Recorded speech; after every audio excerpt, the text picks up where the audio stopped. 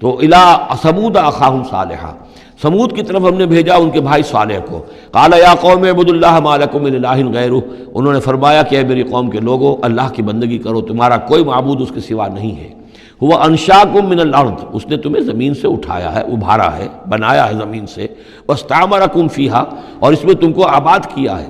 فاستغفروہ، تو اس سے استغفار کرو، اس سے اپنے گناہ بخشواؤ۔ ثم توبوا الیہ، اور پھر اس کی جانب میں رجوع کرو۔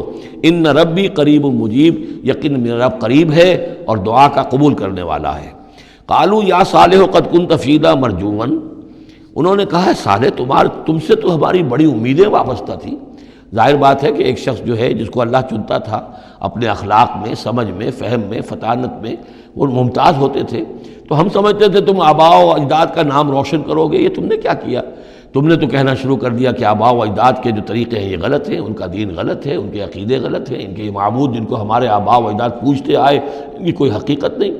ہم توقع کرتے تھے کہ تم قوم کا نام روشن کرو گے، تم آباء و اجداد کے لیے عزت کا، ان کے لیے مزید جو ہے دنیا کے اندر ان کے ناموری کا سبب ذریعہ بنو گے۔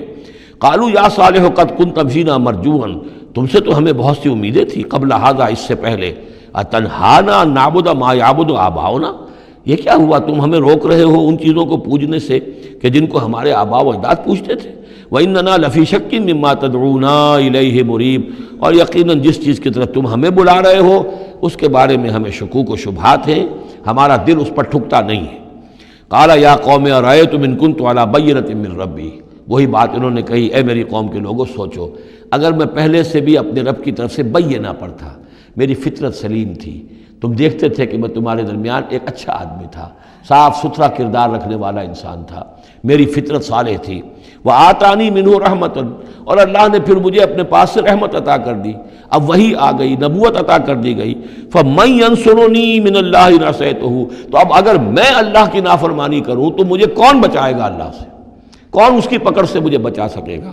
فما تزیدوننی غیر تقصیر، تو تم تو اضافہ نہیں کرو گے میرے لیے مگر خسارے کے اندر۔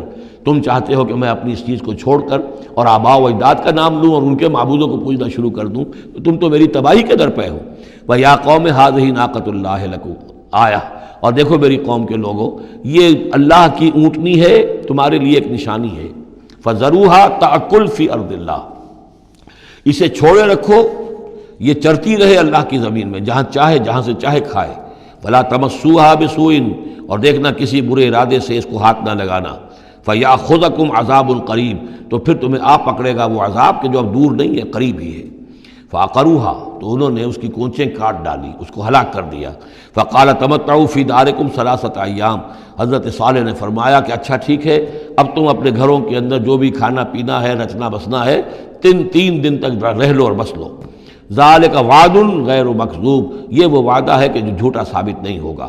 فَلَمَّا جَاءَ أَمْرُنَا، تو جب ہمارا وہ فیصلہ آ گیا، ہماری بات آ گئی، ہمارا حکم پہنچ گیا، نجینا صالحا والذین آمنوا معہ، ہم نے نجات دی صالح کو بھی اور ان لوگوں کو جو ان کے ساتھ ایمان لائے تھے، برحمت منا، اپنی خاص رحمت سے، ومن خزی یومئذ، اور اس دن کی رسوائی سے اللہ ہم نے انہیں بچا لیا۔